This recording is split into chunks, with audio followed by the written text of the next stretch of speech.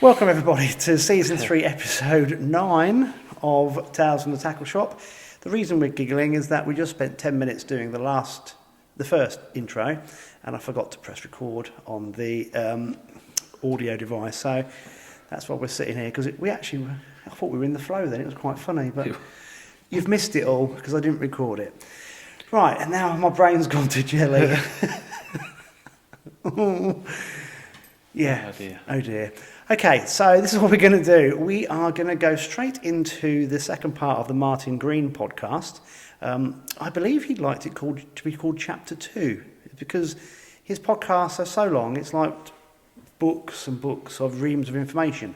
So on the second part of the podcast, Martin talks about fishing Loch Ken, and also he goes into far more detail about how Daiwa produce their products. Yes. So talking about mandrills. What are they called? Mandrills. Mandrills. I've got mandrakes on the... Harry Potter's mandrakes. That's the one, yeah.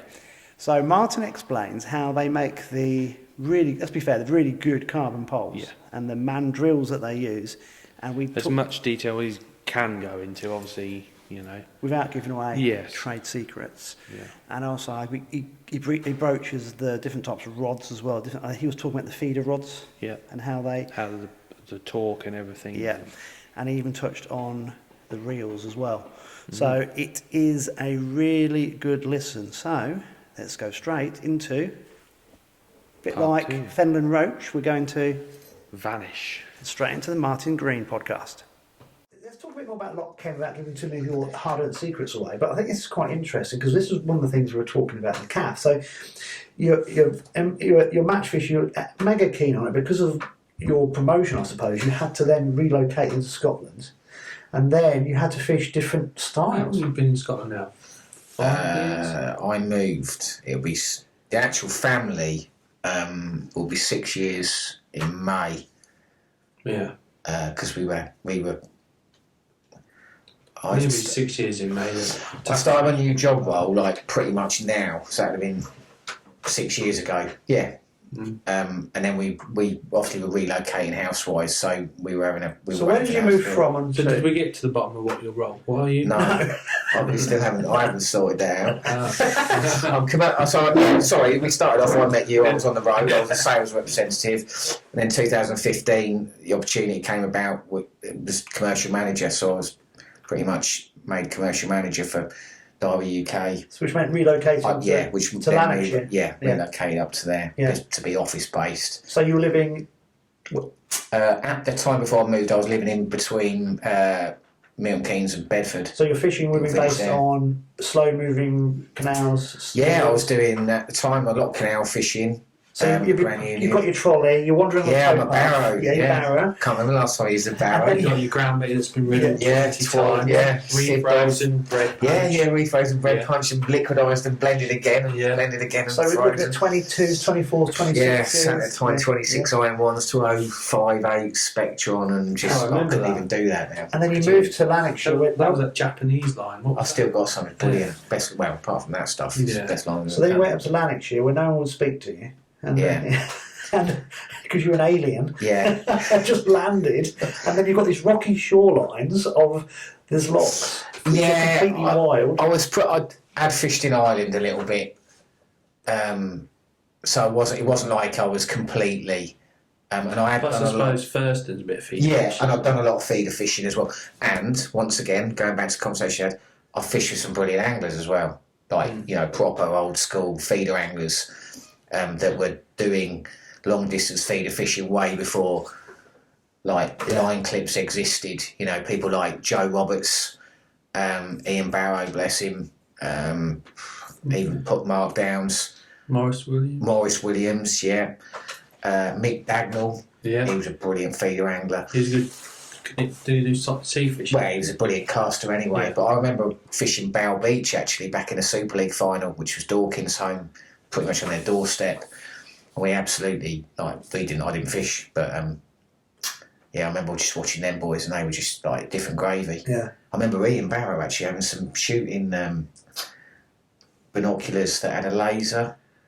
Yeah, a range finder. Rangefinder. So about distance, and I didn't understand all of that, like clipping up and counts at the bottom. I didn't have a clue what I was doing. We didn't even have sticks in those days. Yeah. Look at that, we've got sticks now.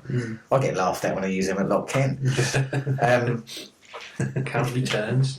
Yeah, just so it wasn't like an alien thing for me. The 2-hook thing was just bonkers. That's mad. That's mad. That was just like... When I first went just down like- there and I said to the guy next to me, I said I only used 1 hook. He looked at me like I was an alien. He's like, what, you only use 1 hook? I was like, yeah, that was too complicated to me, that. 2 hooks was just... So can we talk about it at the calf? So when you come across this 2-hook system, what you've changed your mind several times. Haven't you? So you're allowed to fish 2 hooks, and Northwest. I was going to say it's not just a Scotland thing,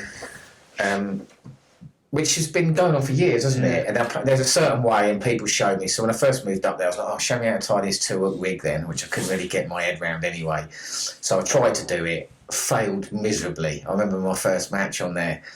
And I was like, spent like half of it untangling stuff or like hooking up on the bait volley or side like, just carnage. And I was like, don't like this. But I went away and started working like as you do and thinking about different things. And I got my made my own rig basically, designed it all. Quite complicated, which is. Pulleys on it. No, but it had a few swivels on it and bits and bobs. But I don't know, I started to enjoy a bit of success and caught some double headers and stuff like that. But then just wasn't confident in it. Just thought, I'm just not confident in doing this. So I'm a real confident sort of, even in my job, knowledge is like makes you confident, you know. And same with my fishing, I've got to be confident in what I'm doing. So I was like, I'm not doing it. But then I fished a match. Was you there? Was that the 4-3 day when this year? The lad that was on Shalebank, and he caught like, I think he must have had 11 or 12 double hookups. What size fish double what headers. size fish we're talking about? We're talking like 10 ounce. pound and up, like 10 ounce to pound and a half So skimmers. you've probably an extra £10 net. Well, extra for the double hook. in the same amount of time. Yeah. I remember. Yeah. So I'm looking at him. You can't discount it, can you? That's the thing when I was saying to you earlier, then you go, well, hang on a minute, there are certain situations now where I might have to fish. And I do know that there's definitely been situations in the past where I've caught some decent weights where I've missed out because I fished a single hook that day and I would have had double headers. I remember my first double header, I was like, I didn't know what to do, didn't I get me the landing Which net? one So I was like, which one did you net first? And I lost it because I went for I can't remember what I did, but I cracked off the other one because it was obviously on the short hook link, I think. But yeah, you look at that and you go, he's just caught 20 fish in the time it's taken me to catch 10. Bit of a no-brainer. Yeah. So I've got to ask you a question because it's just come into my head. Yeah. So obviously, I've been in Old Fenboy, I've done loads of bream fishing. And if you use double maggot and you hook them both the same way, your hook link twists up, obviously, because they spin. You've got to hook one of them in reverse. Yeah. Stop it from spinning. That's just given. Yeah. So how do you do it on 2 hooks? Yeah. Yeah. Do you not get a lot of line Use twists? dead ones. Well, that's how I did this rig that I did. I incorporated it. I need to draw it, but it was basically I was using a helicopter rig, right? Yeah. So everything was down to your feeder with a helicopter bead, and then I'd have a stiff boom of like 60 centimetres. Yeah. And then on that, I'd have a double barrel swivel on there. So that's like the boom, it kicks off the feeder and spins round, so you don't get tangled.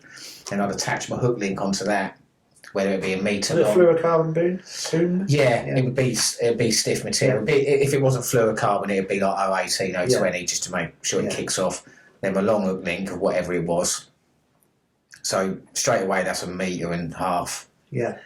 And then on that double barrel that's at the end of that boom, I'd get my second hook link, which would be a 6-inch hook, and with a big loop, and I would put my hook through the loop like you're doing a loop to loop, thread it up, and pull it tight so it sat in the middle of the barrel. Yeah. So that was spinning. Okay. So effectively, you had a helicopter rig with your boom, which spins 360, with that hook link being able to spin 360, and that also spinning. So everything's working. It's like a Meccano kit, isn't it? So it didn't matter what bait you put on there. You could put 5 maggots on a hook and it won't. It was fine. Yeah. Yeah, you won't get any spinners. Still got no confidence in it.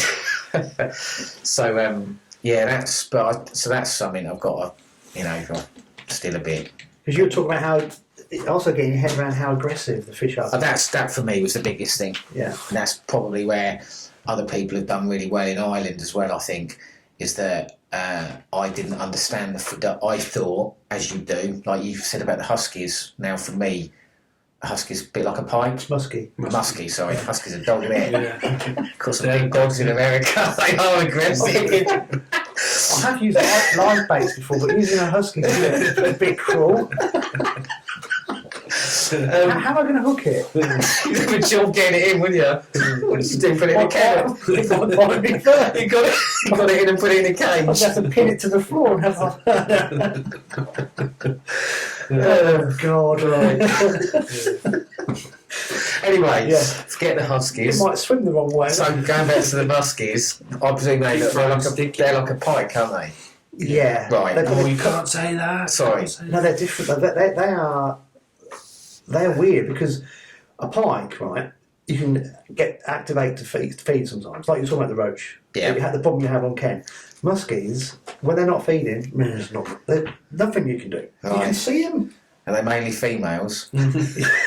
But when they do go on the feed, that's where you get them to follow to the boat and they catch from the figure of 8 because they are locked on the boat. Okay. So when they do switch on, it's a bit like a sailfish almost, like that. yeah, because they bite up, don't they? Yeah, yeah. It's again we're talking about understanding triggers. These things, it's certain. They sort of like go on the feed for a few days, rest up for 5 or 6. This is the 6th day apparently, if I remember rightly. You get them to follow on the 4th or 5th day because they're starting to get hungry again from when they've been laying up. Right. Because they're so big, they need heat. So they go and lay up in the shallows off sand or stony areas because the stones or the sand retain the heat from the sun. Okay. On these massive American lakes. Yeah, and that's where the warmer water is. That's where the warmer water is. So and then other fish will be there, so that's what they'll feed on. No, they feed them deep. But Right. they come back and lay it on the warmer water because It's almost like hibernating. Because they're like a battery, they need heating up. Gets their digestive system working, doesn't Right. it? And then they digest their food, and that's when you get them to follow, and they're not quite having it. But you mark where they are and go back the next day because you know there's one there. So basically, it's all about almost like feeding times. Exactly. Yeah. Yeah, and then that's so that they are when they're locked on the bait, they are so aggressive because Yeah. But sorry. Yeah, no. So going back, it was really pretty cool actually. Like you'd go there, so you're fishing for skimmers, and you see in your head like skimmers. A skimmer. So when you're English fishing, like as Al's mentioned, the venues we might have fished previously, even river fishing, it was sort of place where you put some bait in. Like you do on the pole line as well. When you put a lot of bait in, top up maybe with a few rich balls or whatever. And then these skimmers come along and they will graze on your feed, and then you pick them off. Yeah. You know, you give them a good clatter in as quick as you can, and then top up what you need to top up. Work out what your best top up is if you were catching them on pole, or with feeder you might then go a bit further or something like that, or change baits or Longer tail. Yeah, longer tails. This was like, no, I'm way off the mark here. I'm like, I've not got a clue what I'm doing here. This is like, I can't catch these, and everyone else is catching them, and it's not like, you know, you could say I might draw in worse areas, but I could, you just knew, and I thought, this isn't right. I didn't know anything about them, and then the guy up there who, he took me fishing a bit in the summer months in some shallower areas. Really nice guy called Bob Goodwin. He's actually moved to the loch, near the loch now, and he took me out, and we were catching some fish on feeder and waggler, and then he was like, you need to be really aggressive with your feed and stuff, and he was like, take me out and give me a right good battering, you know what I mean? Give me a right good tuning, and I'd be like, something's not right, I'm doing something right here. And he was feeding with balls of ground bait and making loads of noise and being really aggressive with his food, and I'm thinking, hang on a minute, I'm way off the mark here, you know, You're being subtle. I'm actually going backwards because what I'm doing is I'm going to a venue, I'm struggling, so I'm actually then going to default mode of like what you do and feeding less and attacking it less, you know, and then you're starting thinking about a smaller diameter hook link, a smaller hook, smaller baits, you know. Feeder. Trying to make the feeder last quiet. All of that, you know, all these things that you've had in the past. You know, remember Ian Barrow teaching me, bless him, at Thurston, the quieter you'll get a feeder to land, the quicker you'll get a bite, which was true in most cases. And then like this place is the other way round, you know, and I was like, it's chalk and cheese. you know, and I remember watching this one Everything match. you learn about feeder fishing. I remember watching this one guy, and I watched him going crashing his feeder in, and it'd be going in like a car battery. It'd come falling out of the sky, and I'd be like, Then you look around 30 seconds later and he's got one on. Yeah, You know, it's like, and then you came up, and I remember you saying about, I think it was Gavin Butler came up as well, and then all of I heard this phrase, you got to let them know you're here, and then things like this, and then I thought, and then you'd watch a bit more, and you'd be going, I haven't done that that's not a bad cast. They haven't just chucked it in and gone to the clip. They've changed their feeder. Yeah. And then you look at the feeder and you're like... It's like they haven't hit the clip, isn't it? Yeah.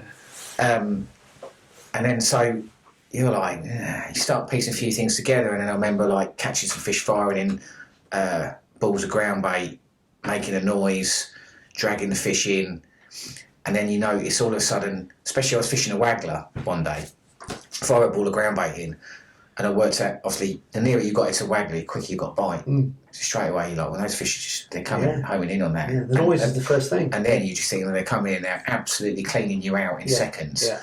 And then it's gone. Yeah. And then... So they're moving off. Yeah, and then I remember starting to catch fish, and I noticed another thing as well, which I find a bit odd. I put some fish back one day, and I watched them how they go back in the water, and they go in the water. They're not like fish you see here where they plod about and they graze about the shallows and off they go. These fish hit the water and they're like, whoop, they're gone. Yeah. And you're like, they're different, completely different. They're wild fish that, so it's been as I say, big learning curve. And like now I've picked up a few trends of doing different things. They're what we call mugfish, but they're hard mugfish, if that makes sense. Like, if you drop a feeder in, you get one on the drop, you go, mugfish, you want to get an early one, don't you? Yeah. But every fish over there is like that, isn't it? Do you know what I mean? Like, you have to...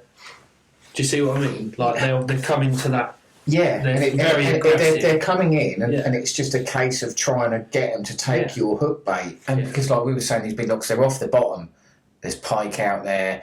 There's different things. There's tow. You just look at the water and like it's just there, but it's not. There's massive tow. There'll be temperature differences at the bottom to the top, different bottom slopes. That was the one thing I learned from double hooking. I just watch somebody catch a fish. First thing I look at is what hook they caught it on. I want to know, is it on the bottom hook, i.e. that one, or is it on the top hook, the one that's nearest the feeder? Because in my head, that feeder's hit the water, it's going down, the fish is chasing it, and it's nearest the feeder and it snapped at it. So they've been they're more aggressive that day than... Exactly. Yeah. You can also, someone said to me, let the fish tell you what they're doing and how they're feeding.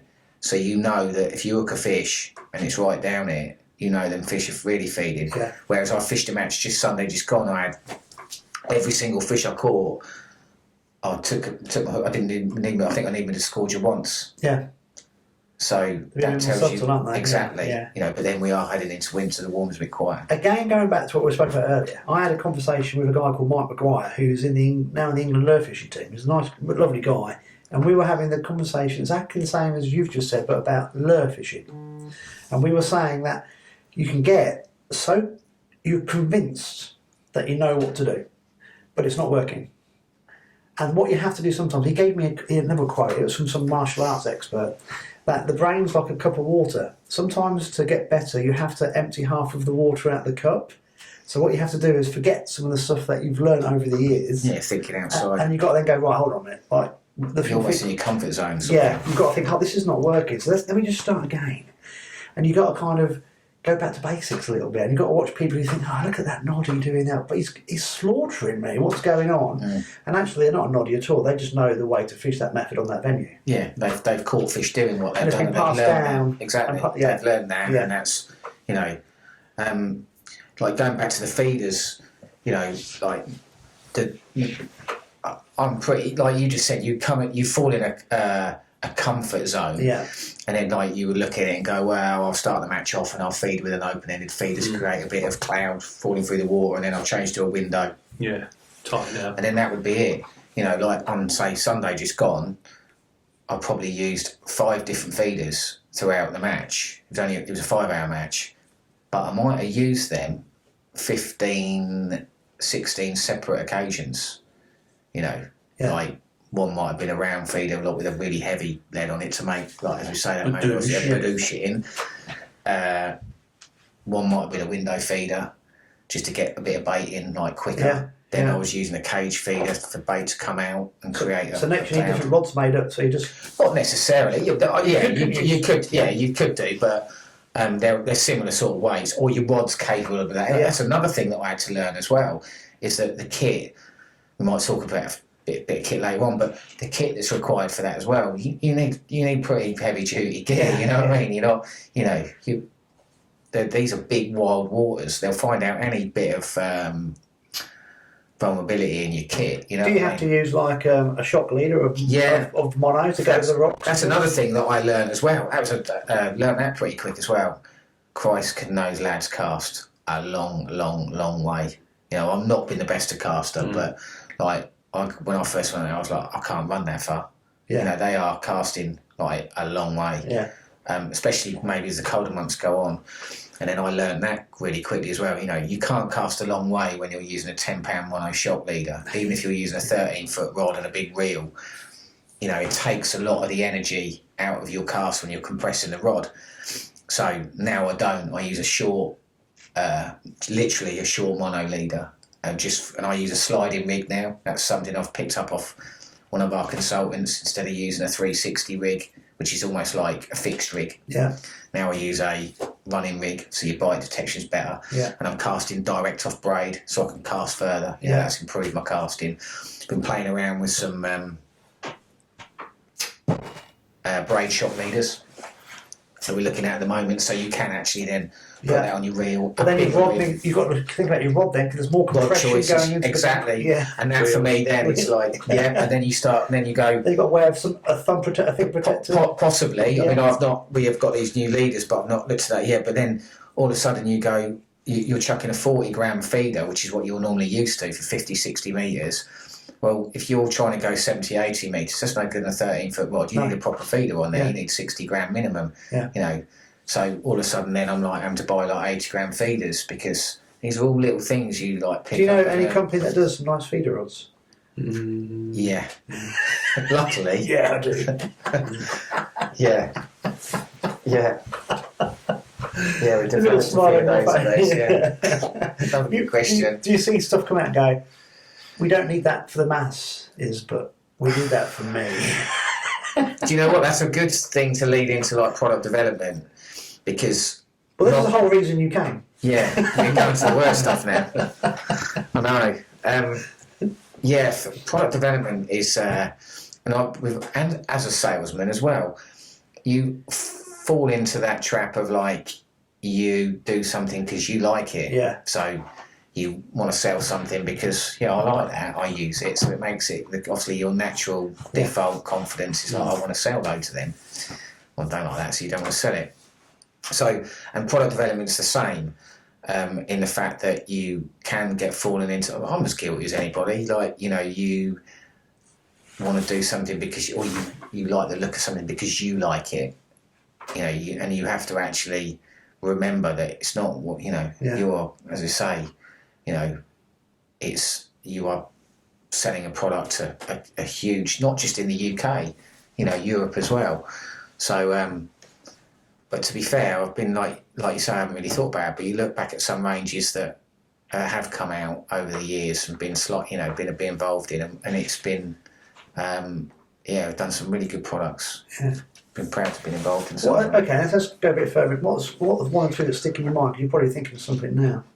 I think SLR was the SLR feeder rods was like something that I remember sticks in my mind.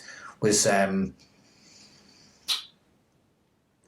actually came from a conversation with a consultant, and it was about we were starting fishing in Ireland, and at the time we were using your standard feeder rods of 12, 13 foot long, which still you can cast a decent on yeah them, can't you? I mean, I love the 12, 13 tournaments. I think they're and air it is as well. And at the time we were using that's a 40, isn't it? So we were using sort of similar size reels to that. They we were weren't using these 25mm reels. Yeah, that was almost like a TDR. That was like, whoa. It was always 3,000 and you're fishing like a heavy feeder as well, like a 50 gram feeder.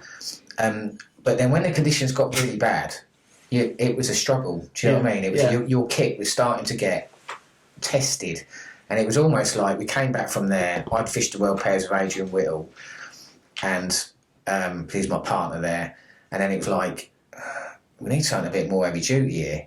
And what we were doing, we got some tournament feeder rods, long distances, that we were building in the factory in Scotland that were mainly for Europe, and we had them in our lineup. And then the boom of feeder fishing was being like coming. The wave was like starting to lift, and then some people started to fish with these like long distance tournament rods, and they had slightly longer quiver tips in them. To be honest, I didn't even take much notice of it. I'm sure I've heard Alex talking to people in the shop about this. And there was a 13 and a 14 foot rod, and that's all we did at the time. And then for me, they were like far too heavy duty. I wouldn't have even looked at them. You looked at them, you'd go, yeah. beach cast. You'd like imagine that. Yeah. Imagine a cast with that, but you You're wouldn't like, even. You know, we were still. Nah, I'll stick to a 12, 13. Yeah, we were still in that 12, 13 or the There was a 11, big 13 gap. mode. Yeah, there was nothing, you know, and probably the biggest tips we were using was the old, as we used to call them, the holy grail of quiver tips, which was the yellow, the glass tips with the yellow whipping on, and the slightly bigger rings. Yeah, big we didn't realise at the time they were nicer because we were using shock leaders and the shock leader passed through them quicker. So yeah, there was a bit of that, and I can remember someone saying to me, "Why don't you do some shorter style rods with those long distance tips, right?" And I was like, "No, what would you need them for? You know, why would you need that? You don't. That would be really odd to have an 11-foot rod with a longer quiver tip on it." And they'd obviously fish with those distance rods. I hadn't really required them, and then thought, actually, that's like not a bad concept. I wasn't involved in it. I just remember going to the product department and they started working on SLR, which Steve Ringer was our consultant at the time, obviously, and William. And then they got involved in that development. And then we looked at, I remember I'd done some stuff for Matchman Supplies for some rods that we were building for a customer in Russia. And they were based on the original Tournament 13.6 heavy feeder rod. So we looked at that as well, and then we played around putting the K guides on there, which were the forward-facing guides, but they wanted them slightly smaller in east. That's what they wanted, the way they looked. So all of a sudden, some things started to come together for like long-distance feeder fishing, length of handles, and then SLR came along. We worked with them for a couple of years. Steve was like massive, integral to that. Do you know what I mean? Because he was doing that sort of fishing at Boddington. Yes. So all of a sudden, you know, we didn't do that. A lot of people didn't, but he was going to Boddington in the winter, chucking a 40-gram hybrid as far as he could, and catching a great big carp and dragging it back. So, and then all of a sudden, then he needed a reel to do it, and then the Castism reel came along, which was actually a carp reel. It was meant for carp fishing, but it was light because it had a Zion body, mag sealed, so the winding power on it was so much superior to anything else for fishing a big feeder. All of a sudden, these things started to come together while we were working on SLR. So we had SLR, and it was an 11-foot, 12-foot, 13-foot, 14-foot rod. So the 13 and the 14 was based on the original manuals of the tournament distance, but then the 11 and the 12 were brand new manuals, and this is where it really came interesting. You could have a 12-foot two-piece feeder rod, which in Ireland, not just specific to Ireland, but then it was different gravy then, because you had a tool that was you could catch. It was a skimmer rod, effectively fish an ounce and a half tip, but then you could put a 60-gram, 70-gram feeder on it and a bigger reel if you wanted to, because it had big K guides on it, and chuck it a long way and not worry about having to load it up on the cast or the conditions or whatever. You could. I mean, there was some early footage back in the day of Steve Ringer fishing at Barston, you know, and casting this rod as hard and as fast as you could. And I remember using the 13-foot for the first time, and I was like, this is unreal. You know, even me, I was casting just so much better. And because I've got some examples for you, which you don't know I'm going to throw at you. But I haven't set this up. These are actual true things from a predator angling perspective. And it's still Daiwa related. And but to lead into this question, this next thing I'm going to speak to you about, you know, the blanks that you make. When I do a lot of bait fishing, and the holy grail for a lot of the pike anglers were Harrison blanks. Yeah. Because they were just perfect. And Harrison, you get like 12-foot, but cut it down to 11. Okay. So what, you cut it down from the tip? No. From the butt? Okay. Or if you want a boat rod, you cut it down from the tip. Right. Make it 10-foot. Okay. And that's what people like Dave Long were doing. Right. They were buying these 12-foot blanks, but cutting them down, or Harrison were doing it for them. Yeah. But you can go both ways. If you go from the butt up, you get a softer action. Right. So of course, you're not from the bank, 11-foot drain rod that bends all the way through to my drain rods. The cork handle bends when I get 20 on. Right. Because at your feet, you don't want the hooks pulling out. Because you weren't affecting the action. You're not casting anyway. You're bobbing, aren't you? Yeah, of course. Yeah. But when I've got these boat rods, I've got 10 footers. You've got a big pike under the boat. You've got to get it away from your anchor open, all sorts. That was back in the day. So going on to your Daiwa rods, is there a certain like blank that you have to use that you then have to adapt for different rods, or do you? No. This is the thing which I really love about when I get people to do a factory tour, and the best way of explaining it. So we don't. You might have a specific product development of an improvement, right? So you might, let's say, in that instance with SLR, that mandrel on the 3-piece 13-foot And a rod. mandrel is the. I'm going to call it lathe. Lathe's the wrong word. It's the turning. No, the mandrel is actually the steel tube section that the pre-preg and the cloth. Goes around? It goes around. Yeah. Yeah. So that is what determines the dynamic of the blank, whether it be a pole section, a tip section for a fly rod. Is there some kind of mathematical equations that you know? Yeah. Yeah, so not that I don't know anything about it, but there is actually an engineering department. Yeah. Absolutely amazing people, brilliant people. And they work to certain software programs that are based, that have been designed by rod engineers, whether that be from our parent company GH, what we call Global Daiwa in Japan. Aren't they intelligent people? That's unbelievable. Yeah. A fishing rod. Yeah, they can basically. Probably let them go fishing. Well, some of them, no, they don't actually, but they do take an involvement and they do understand, because they speak to consultants all the time, they speak to product development people all the time, they listen.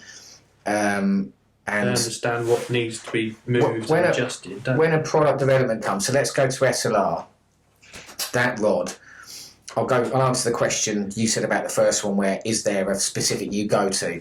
So that 13-foot 3-piece model, that was the same mandrel as a tournament distance that was already there. That's because that was the brief of that product was already being achieved from the fact that it was a 3-piece rod and it was a casting rod. Yeah. But then we improved it. We improved it because we then came up with a technical spec of ours, which is called X45, which a lot of people have heard of now. Really, which basically was biased carbon and stopped the torque of the rod. So when you cast a rod, it stayed in a linear line. Exactly. Yeah, you hear of torque. I didn't know anything about it until years to go. The force is more through the. Yeah, you hear it with everything, don't you? Hear it in Formula One with the chassis of a car and things like that, because the speed it's travelling. Everything twists under force. Exactly. I didn't understand it until I started fishing with Daiwa rods. So I joined the company, and I remember my boss now, Robin Morley, at times saying to me, "These rods will improve your casting," and I was like, "Oh, okay," and I was amazed. So basically, the X45 stops the twist. So when you compress a blank, as you're loading it, it's moving through the air and twists and turns. And then obviously what that does is it affects your accuracy of your cast, the distance and the consistency of it. So that 13-foot rod, that was improved with X45 and guides. We had the new K guides on there, which allowed the braid to travel off a big spool, obviously because it's turning quick up, it's going through a bigger ring. The 12-foot, as I come back to, that was a brand new mandrel, right? That mandrel had to be designed. So that brief was given to the engineer to look at that and actually design it. How many times did it take to get it right? Now, because I've been told, usually when that rod is done, so that's been designed from that software program, and then actually made the mandrel, and actually the rod is then finished and given to a consultant to test. They are usually about 80% of the way there. That's pretty good. That's a from a new, that's because they do. Obviously, they'll do. They have action tests. Yeah. I hear that being spoken about at the moment. Where are we at the moment? Oh, that's an action test. They might do a hooping test or strength test and so on. So they're quite a way down that then, and then obviously it's down to the consultant to fish with, and they'll say, right, that needs to be 10%. More tippier or in the carrier section, it might feel a bit dead, so it needs to be a bit softer and so on. And then that's when the consultant's knowledge comes in there. And that's when will the mandrel be remade or Yeah, in a case, if it's not like, I would say accepted, but then it's like, no, they're not, basically the action sample's not been approved, it needs a new mandrel. Yeah, that can happen. Wow. We don't just go, oh, well, we'll do this, or we'll just make do. Yeah. You know, it has to be right. Yeah. You know, from... So from my Harrison blank example, many a rod could be made from that one blank. But at Daiwa, you might have a mandrel that a couple of different rods are made from, but normally it's new mandrel, new design. Yeah, in the case of it being the same mandrel, it would be because that range has continued and it works and well. it's been improved. Now, it's not the actions. It's not the action which the mandrel determines that has been changed. It might be something else. It might be a material change. You know, we've done it with our poles for years. Sections, length of butt. You hear people talk about poles where we've always had the same diameter mandrels for a long, long time, and we've done different concepts of like that, a 9-section mandrel. Then we had XLS, but then we had a material concept come along, which was what it's called now. It's good, isn't it? A different resin. It will come to me in a minute. Anyway, that then improved it. Nano, well done. Nano Plus. So that was like, and we were, then we were using that in our rods as well. So that was like a pre-preg resin that has tiny little bits in it. So when the resin is cooked, I hope I'm right here. So when a section's finished and it's actually gone through the oven process, and that resin sets, all those tiny little filaments in there, fibres, they set like hundreds of thousands. Make it stronger. Exactly. Yeah. But they don't add weight to it, and they also don't add any effect. Because the poles, let's go to it. I'll add my little bit in a minute, because let's go on to the poles, because this is the other thing that, spending more time with Alex the last few months, I've realised is that Daiwa are a really good company. I'm not saying it because you're here, but because you've kept a lot of the mandrels the same, different poles in a range will fit. Yeah. Different, and you've got everything's the same. And I think for match anglers, that's a great bonus. What you don't want is buy a pole from so and so, and then later on you want to upgrade, but it doesn't fit your new pole. Is most of the Daiwa poles still fit each other, don't they? Yeah, I mean, with everything from till 2005, flagship pole would have been Tournament Pro, the original TTP. I think even the ones before and that, then the top kits fit, didn't they? The Tournament X? All the top kits would have fitted, top 3s and top 4s, because with TMP... Spectrum top you had a 4s. 210, didn't you, from memory? No, I had 410? My first Daiwa pole was a Concert G8, but I also had a Spectrum. What, the original competition? Yeah, that was awesome pole. Yeah, they were absolutely... I had a Spectrum. I actually had a Spectrum. If you said two poles that made Daiwa, I'd say the Spectrum and the Tournament Pro. They were the best two. Yeah, I can remember the Spectrum being an unbelievable piece of kit, and then I got a Pro when they were launched, and it was a different animal, the Pro. Now, I can go into the reasons behind it, I won't, but it was to do with the actions. How someone explained it to me that the Spectrum competition was almost like an original action pole where it's quite tippy, and then the Pro was slightly different because it changed, and when you lifted from the butt, it lifted it was a lot stiffer. Yeah, not sloppy. My layman's terms. It felt, it felt a lot stronger. I remember getting a Tournament Pro for the first time, and I wasn't that struck by it. And I went back to a competition. I remember getting a Tournament Pro in 2005. I was like, wow, this is like unbelievable. Just an absolute beast of a pole. But all of those sections still fit up to now. Mm-hmm. The only one we had in the middle was a bit that didn't was the whisker. Mm-hmm. So we had the original WHP, which is the same time as the Spectrum competition, and then we went to a whisker all-terrain. Yeah. And what that was a hybrid of the two poles from an action point of view. So the number 6 was a different diameter joint. Right. So that made the number 5 female end different and the number 7. So it was a cross between the tippy section and the stiff lift section. That's why we called it whisker all terrain. We were trying to make it the best of both worlds. We were sort of trying to make it like a pole that was could do everything. Yeah. It was great, suited for silver fishing and that, canals and whatever, but could also handle the battering and pressures of like commercial as well. Yeah. We then changed that further down the line, and now everything is completely all the same. You see, I'm not saying this because you're here, but for my brain, how my brain works, with fishing, just everything needs to work really well, but it's be simple.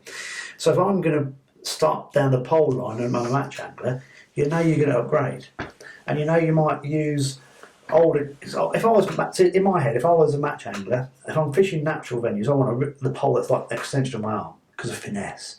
But if I'm fishing commercials, I want something that's going to be a bit of an animal and withstand the batterings. I don't mind holding a bit of a heavier pole. That's how I go in my head. Yeah. I might be completely wrong. So I think that used to be the way everyone looked at that the used to be the concept. But you see, everyone would have a pole, wouldn't they? Yeah. They'd buy a pole. I don't use that for commercial and then fishing. because when the commercial scene wasn't in, it wasn't. It was all big like animal gear, wasn't it? Heavy. If you imagine when we started, probably you were a little bit younger, but then I started going to Whiteacres in the early 2000s. Right, we'd all be there. We'd have like our Spectron competition or tournament at a time, but you'd have a backup pole. You'd have a dedicated carp pole. I had a Lurk.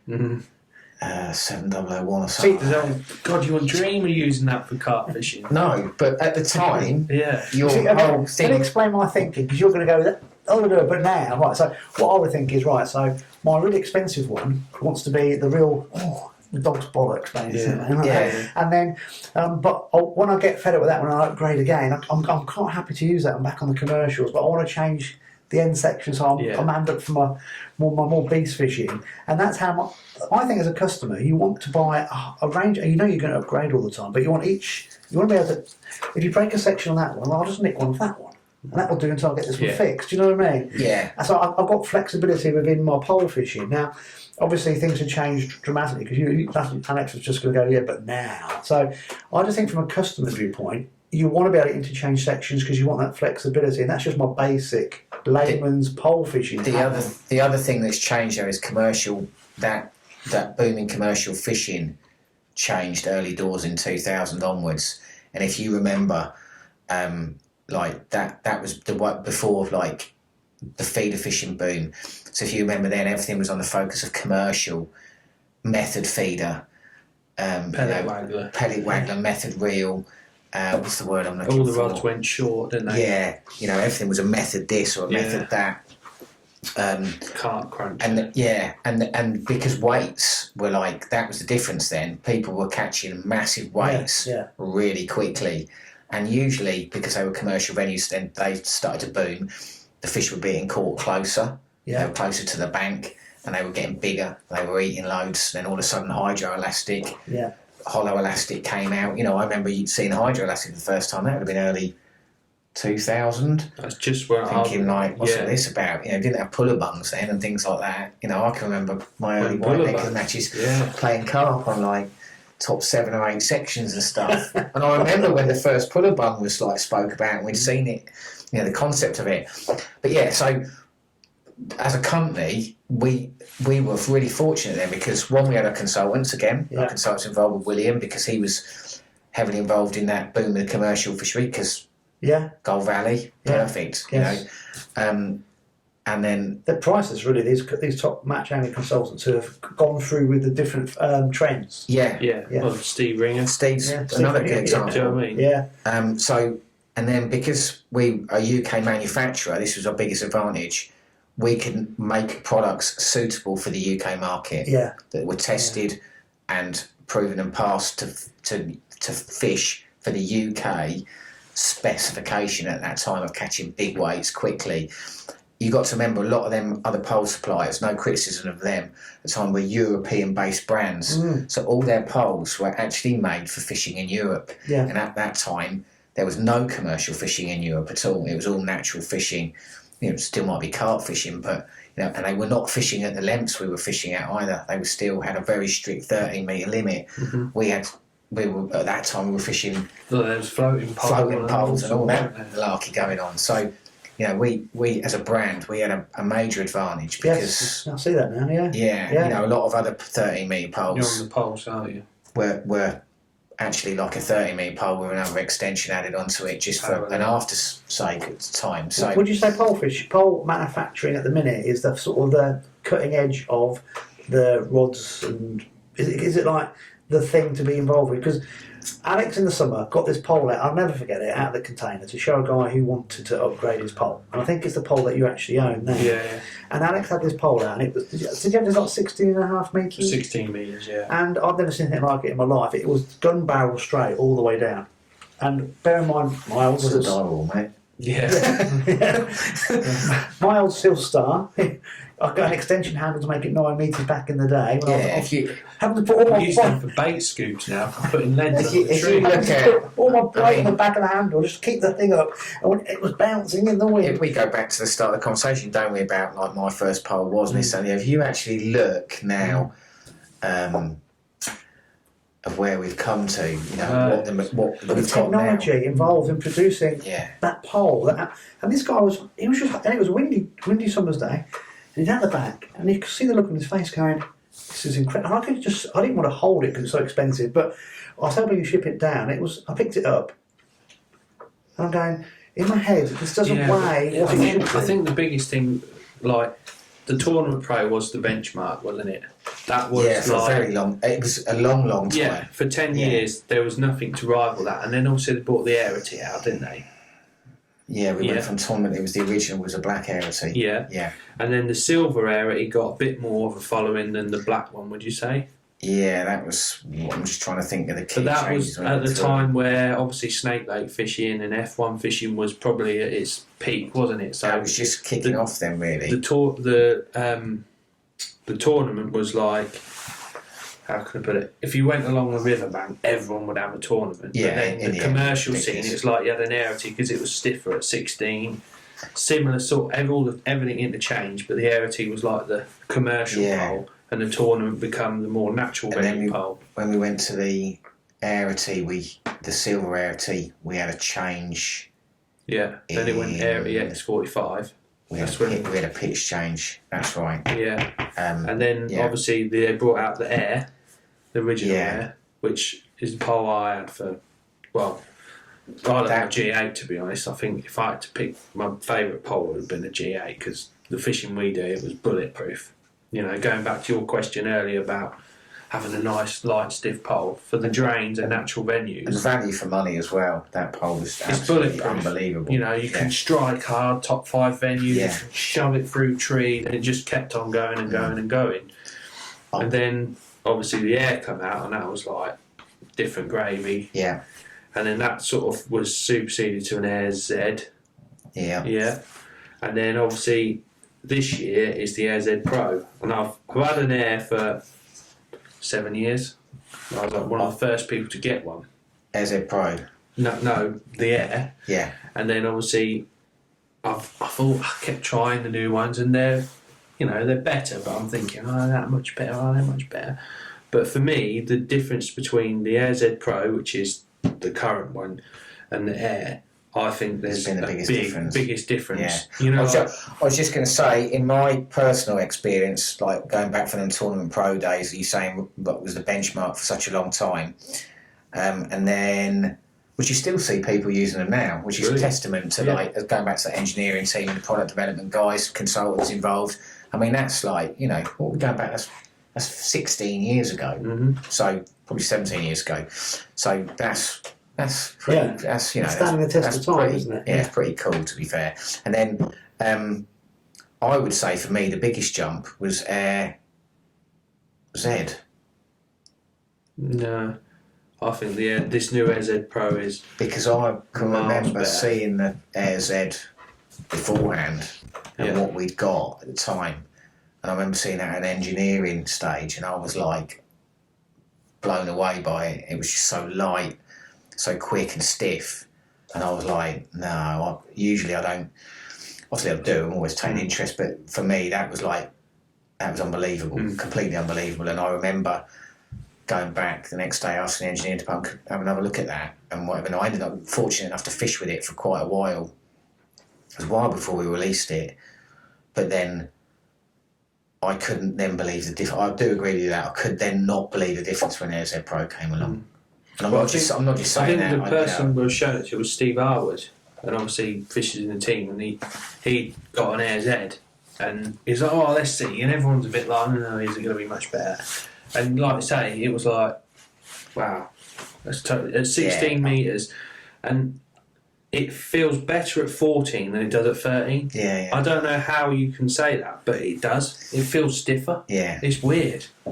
Really weird. And you were showing me on the podcast that's come out today, but on Monday, the Daibas. Yeah. Now, again, what a bloody good idea. As in shorter sections that are just protecting the end of the pole. And we've always done fexes, actually. We've done fexes right back to... Fex 5 they used to be called, didn't they? Yeah, the original fex. We did 3 or 4 different fexes. Was it the Fex 2s fitted Spectrums and Fex 5s fitted everything? Yeah, they blew right on, didn't they? It was a fex. We had Fex 3, Fex 4, and we even did a little fex for going in the 8 and the 9. Yeah. We did used to sell them separately. That's going back a long time, that is. We were pretty much ahead of the game. To me, it's just like I'm spending X amount on a pole. Start putting them with a pole. You want to have these things just to strengthen the end, protect the end. A lot of anglers use. I don't use effects a lot, I must admit. But then other people do use them a lot. Yeah, they are good. They just watch your space. You've got bony elbows. Working on a few new things as well for the future that will hopefully improve. Go back to my question on the pole then. Yeah. So poles and rods. Sorry, I remember you saying rods that cutting edge. To me, is it poles that are the thing that are right at the top end of your thought process, or is it just everything? Is all the time? It's everything. Is it? Yeah. Right. Let me give it. Right. So this is what I'm going to show you to you. When Shelton's was closing, what was that? 2 years ago. Yeah. My lure fishing, right, I'll backtrack a little bit. I shot these big Wolf Creek shads, and I like to have a rod that's going to, I've got to load the blank, and I'm chucking it a long way into the wind, the mat, bait caster, it's got to punch it out. Long cast, a long cast, I'm probably better at most at doing it, I don't know how far, but it's got to work. And then I've got to strike the hooks into a big pike at distance. I need gear that's got to do it. So these blanks I get from Sweden, they're gator blanks, bloody brilliant, or lizard blanks are really good. But I've realised that I've got to start set times use finesse. These for catching huskies. No, huskies, yeah. So I reckon you can tame one with these rods. I've seen it in the shed. But in my van, I've got rods that I can catch very big fish on very small shads, and I was struggling to find a blank. I thought I wasn't happy. And then Shelton's were closing down. I didn't really want to go and buy kit out there because I thought, Richard's a lovely guy, and he's actually one of your friends. Yeah, I know. And I actually just went in just. Let me guess, you got a power mesh, something like that. No. I went in, I had a quick chat with him, and I saw this. I thought, what's this? Pick this rod up, and I thought, and you think, I feel like I'm one of the traitors buying gear off. But no, I'll get it. And it was about £80, but it was half price. But less than half price, a lot less than half price. That must be. I took this rod and I started using it on my different setups with the small shads, and I had a very big pike on it. And I was using a Shimano Stradic that I picked up somewhere. They don't backwind. You'll see where I'm going with this in a minute. Yeah. Okay. Yeah. So you didn't have an anti-reverse on it. No. And basically, where I was, two predator boats stopped fishing and watched. This was lovely, right? And the bend in this rod was amazing. And it was 29.5. And I got this fish in, and honestly, these guys were clapping, and I'm thinking, no, they said that was brilliant, loved that, and they were just watching the fight of this fish. And I fell in love with this rod straight with a blank, and it was an AGS ProRex AGS. Yeah, and very posh. But I don't like the butt. Air guide system, and they had AGS guides on it. Oh, was it? Still yeah, and I got no. What I did, I fell in love with the blank, and then I said to Alex, "Can you get me these rods?" What was it? 9 foot? No, it was.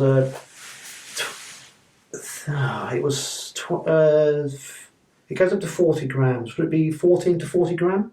That weight range. Right. And it's got the extended front end of the boat, which I don't like. I actually broke the tip. I had to fix the tip at home. But the point I'm trying to make is, it was the blank that I fell in love with, not the rod. The action was unbelievable. So I asked Alex, "Can you get me these rods?" He went, "Yeah." And I got the 5 to 25 ProRex AGS, and I've got them in 2 different lengths. There's one a bit longer than the other. One's about 7 foot something, one's a bit less.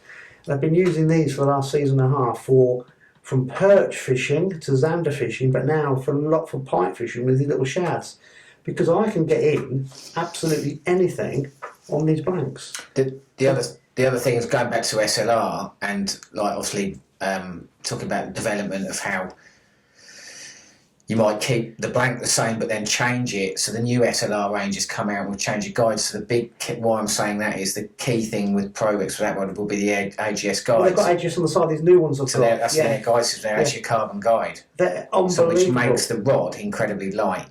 But I'm pumping, so I'm now using, going back to the reels, the Stradix, they're all right, but weren't quite what I wanted. So Alex went, have you tried these ones we use for feeder fishing, the ballistics? Okay, yeah, ballistic spinning reel. Yeah. So I went, bloody hell, I use a 2000 sealed. I use 1,000 for drop joint. I use a 2,000 for my perch fishing and my zander fishing, and I use a 3,000 just slightly bigger. But I'm using miniature reels. And the winding power will be unbelievable. Well, I've showed you some pictures. I had that on that setup. Really? 0.08 braid. Blimey.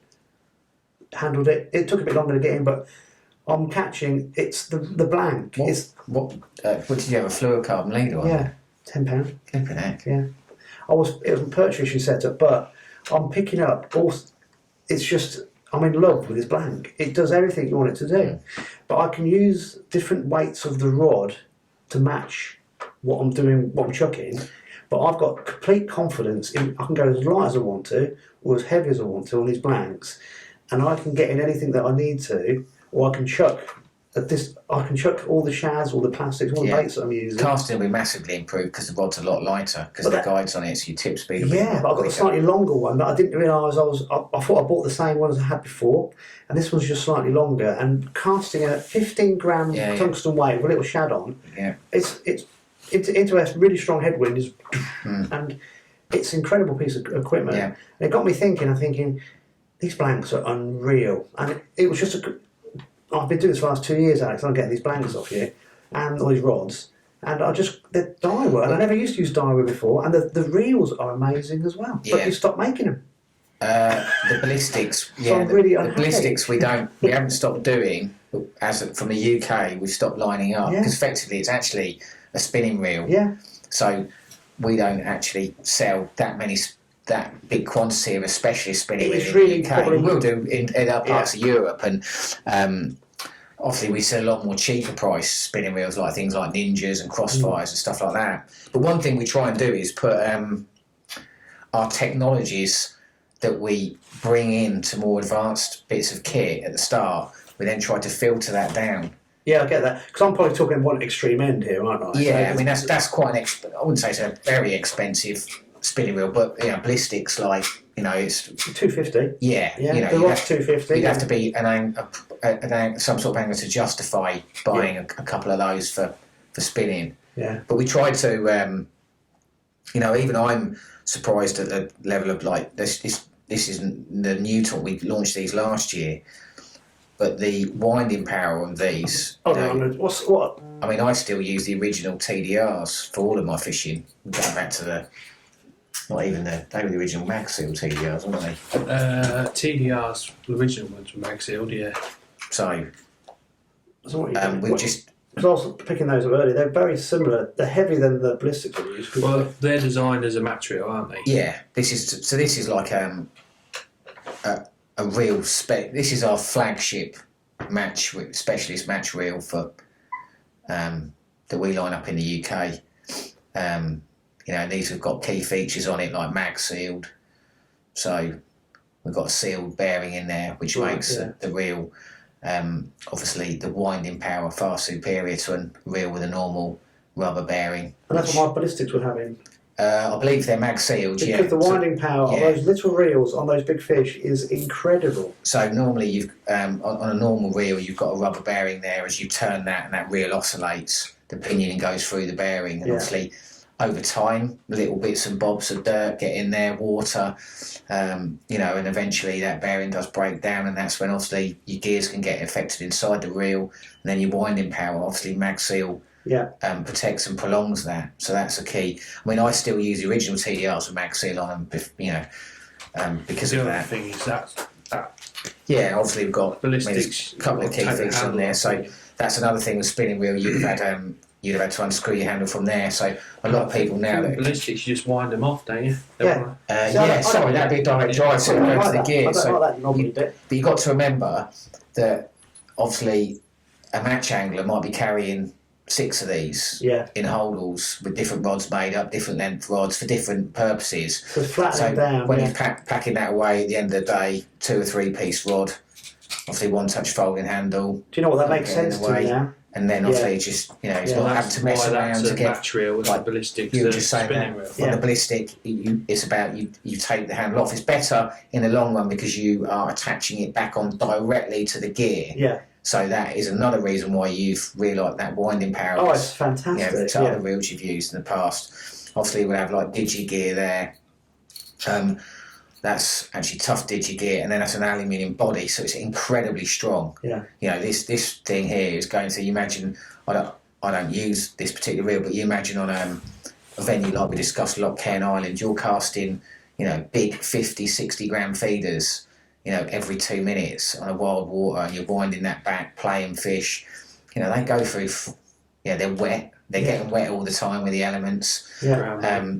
Ground bait going in them. Just, they go through some serious hammer. Well, that's what my reel. I use the old Shimano 4500 Bs for my bait fishing because I can get them. They're older than me, though. Get them serviced, and they do what I need them to do. But you're confident in them, basically. But these ballistics, I can't rate them hardly enough. They are just phenomenal. I mean, they're so small. Yeah. Yet it balances that light rod. And when I'm fishing very thin braid and little baits, so if I'm perch fishing craven crankbaits in with perch, you go, that was a hit. But you wouldn't feel it on other kit. So you can feel the transmission. I can feel when I'm hitting Greene. Yeah. And it's just you've got all your electronic equipment, but because you've now got this fantastic fishing equipment as well, you're marrying up both. You're kind of going, and you know where you are in the water column. That's everything. That's what I'm saying. We tried to, so those bits of those spec of kit that you felt on that ballistic, they've been things that have been brought in and then we slowly bring down. I mean, one of the biggest changes we have was air bail. I don't know how long air bail's been around, but we brought that out, which is that bail arm obviously looks quite thick, but that's actually a hollow bail arm. Right, that's why it's called air bail. Yeah. So that looks incredibly strong, which it is, and that's obviously because it's hollow. Right, I see. So you can't actually twist and move that compared to like a normal solid wire bail arm. Yeah. And obviously the key part of that is where it attaches onto the rotor. Yeah. Never knew that. That's something that's been around a very long time. Yeah, there's a lot of thought gone into these reels, isn't there? Yeah. And I'm talking from my knowledge from lure fishing is like you just know when you pick it up and it's when you've got a big fish on it and they don't get that twist in. You can play the fish properly. Yeah. And you're not going to lose it. I've got this. Because you've got confidence in your kit. Yeah. That's another thing. Like you were asking about the job earlier. We take that for granted because you're onto the. You see that. You might have a product meeting. The guys have been working on something. You pick it up. Yeah, that's nice, isn't it? And you just that's it sort of thing. But it's only then when you speak to somebody that say, I used them new tournaments the other day. They're unbelievable. Yeah. Winding power. And I actually used Penn Wrighton, who's one of our product guys. We were testing out some rods in was at Loch Ken, and he had these on, and I fished with them for a bit. And I just couldn't believe it. I couldn't believe how good these were. It's like they are really, really good. So as I say, we sometimes take it a bit too much for granted. We got some kit which we'll talk about in a minute because I'm worried about the SD cards running out of space. But like I said, we'll do a spot and split this into two because this is gold dust. Okay, we're back. So that was the second part of the Martin Greene podcast. What we would probably do is not have the third part on next week, but you'll hear our dulcet tones for a lot longer, and then we'll probably finish off with the last part, which really is the intriguing part because he goes on to talk about how Daiwa have really struggled with COVID and all the different restrictions they face across the world. Well, just the angling trade in general. Probably, yeah, it was really interesting. So that will be probably 2 weeks' time, which would be cool. Okay, Alex, let me get this right this time. The Guru Reel Comp, where are we? So we've got one more week. Obviously, like and share. I know a lot of people have been. At random, probably next Wednesday, we'll announce it with the podcast. I think it sort of all ties in, doesn't it? So, so we'll announce it next Wednesday. Yeah, next Wednesday. So like and share the Tackle and Bates Facebook page, and you got a chance of winning a Guru Aventus reel. Yeah, nice reel. Very nice reel. Yeah. Not Daiwa reel. No. The reason I'm saying that is before I pressed record, everything was Daiwa, wasn't it? Yeah, and you said the Daiwa reel competition. Yeah, my brain's gone into isn't. meltdown, which doesn't take much. Right, before we get on to the Winter League result, should we do the other angling club? It won't take long, will it? No, what's going on? Well, to be fair, we have been asking for cold weather, have we not? We have. And have we not had cold weather? But it's not been... You've been sat in your house. You tried fishing in that, mate. It's not been... It's all right when you go in a little drop shot rod after about 4 o'clock and I'll just have a couple of chucks. Don't use the drop shot rod, mate. I've got a little Xander. Yeah, we don't do that, no. I know what you mean, but it's not been cold. It's not been man's weather yet, has it? It's just been a bit chilly. That was cold yesterday. Yeah, very cold. Was it? Yeah, that bloody phone's going off again. We'll have to launch it. It's probably pricey, is it? No. Oh, I can't even get it. I'll check it Over there. Right, so we had... When did it start? It came in... When did the storm hit us? Was that Friday, Saturday? Why all of a sudden are we American and every bad weather we've got to name it something? What's that all about? Bit of wind, wasn't it? Yeah, I mean... Did you see there's a video going around of a wheelie bin going up in the air? I've seen one with a cow as well. There's been all sorts of Photoshop things. But when was... Because I was out last Wednesday, Thursday, and I tell you what, Wednesday was a really good day, because the predators know when there's a change, and they go on the feed. Wednesday was a good day. Thursday was not quite so good, but it was. I suppose it was even better in one respect, but we're not going to that. And then we had the storm came in, didn't it? Friday night, Saturday. Yeah, Friday afternoon it got rough, didn't it? We had a lot of rain. Well, not a lot of rain, but a bit of rain and some. It just was real windy. And then Saturday morning, I mean, we had 40 booked in for the Winter League on Saturday, and sort of 7 o'clock Saturday morning we were down to 30. We had 10. Did you? Yeah, they obviously got to take their man up hills. It's quite sheltered here, so they'll be all right unless it was on Crow. Well, it was on Jay. You say it's quite sheltered, but well, Jay's not, I suppose. Well, it's not, no. But luckily enough, the direction the wind was coming from meant most of it was either face wind or back wind, apart from a couple of pegs where you just it's unfishable really. Yeah, but yeah, it is what it is, isn't it? Yeah. Because I was going to say the weather was quite weird because it was really windy, but it wasn't that cold, was it? But if you Burnley, as the day went on, it got colder and colder. I was going to say the Burnley Tottenham game got cancelled because of snow. Didn't it? North. Yeah, and Leicester, it was like the pitch was absolutely white by the time they finished. Did you see this is seamless? So the reason I mentioned the football is that Arsenal did play Newcastle, and well done. Did you watch any of it? No. It was disgraceful. Newcastle. Yeah, we should have had a penalty. Did you not see? Is it Rochelle's smash Martinelli in the face with a shoulder barge? Yeah. So that shouldn't have been a penalty. But if Newcastle fans are saying that should have been a penalty, then the other one should have been a penalty and a straight red. Well, he normally gives away penalties every week, that bloke. But what Newcastle were just time wasting, and it was just time wasting. Oh, you should have seen it. It was pitiful. Why would they want a time waste when they're 2-0 down? No, before we scored. Oh, right. Yeah, you should have seen it. It was not good. But anyway, some of us are working Saturday at 12:30. We've got time to watch the football. We won't dwell on the fact that your bottom are going to get relegated, even though the richest club in the world. Right. Where should we go? Don't change whether you're in the Championship or the Premiership. Can you? Let's go straight into this then. So, should we start with the Whittlesea match? Because they were brave souls, weren't they? I think they drew the night before, and there's 9 booked in. And I think Jeff was telling me he basically called it a day after like an hour and 40 minutes. It just got that bad. Yeah. I think Peg 1 won it with 10 ounce. Is that right? The guy on Peg 1 won it with 10 ounces, and the rest didn't catch. No. Which is surprising, really, because there's quite a lot of fish at some areas. But must have just switched off. It must have been. It's not enjoyable, is it? No. It just ain't enjoyable. No. So they'll be at it again next week somewhere. Yeah, I think. I'm not sure where they're going this Saturday, to be honest. I know they're at Benwick in a couple of weeks, but yeah, other than that, I don't really know. No. I'll read this one. I've got the... Derek Skinner sent me the results for the BDAA River Steeping Open match for last Wednesday in the school area. And first, on peg 20, was in fact Derek Skinner. So well done, Derek. Well done. With £11 3 ounces. Second on peg 24 was Mark Cook with £9 2. Well done, Cookie. Third on peg 16 was Dave Dean with £8 15. Fourth on peg 18 was Ian Brodie with £7 10. And fifth on peg 5 was Kev Wilson, £7 1. And in sixth place on peg 12 was Alec Rawlings with £6 7 ounces. The next...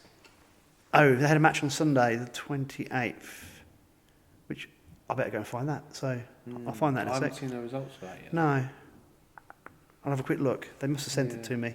You keep talking while I delve deep into my messages. Messages. Yeah, so the only other match is the Ramsay match on Sunday. So they was at Factory Bank. Pretty tough, to be honest. I think Pete Molesworth won it off peg 1 with 4.12. Second was peg 2 with £2. Third was peg 3 with £1.12, and then basically the further you went away, they caught less and less and less. But what do you reckon that was down to? Just the weather, and it's just weather. We've had no rain. For Factory Bank to fish, we need some rain. Plus, they're doing a lot of work down there, building houses and stuff. They've been banging about, so I don't think that helps.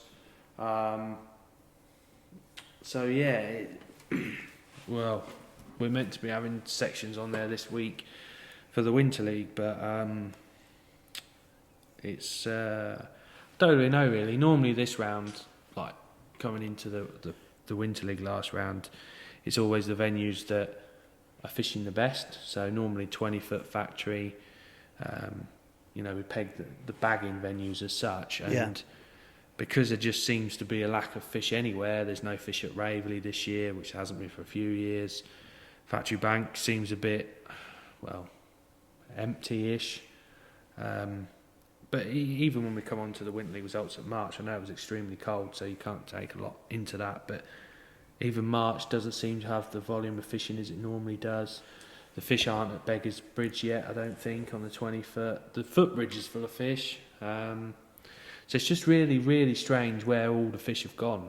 Where are they? I just don't get it. Struggling to find some venues that hold fish, and at the minute the only venues that are holding fish is Benwick and March, even though they're not their normal standards. Yeah. For a match, it's like.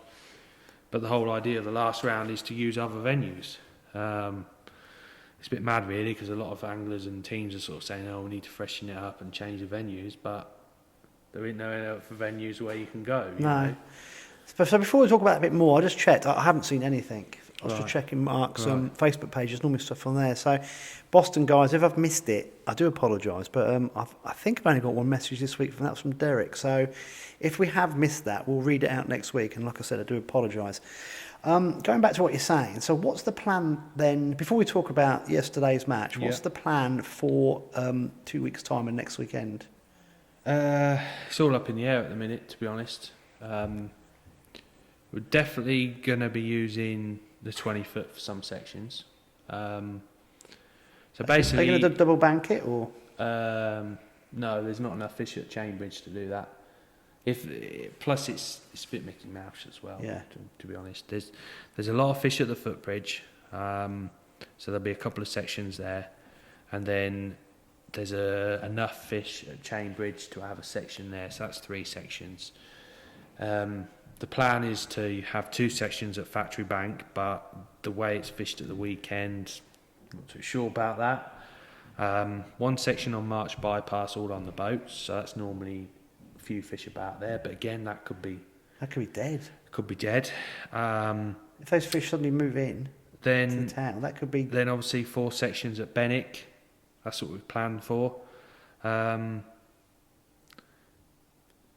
that's it.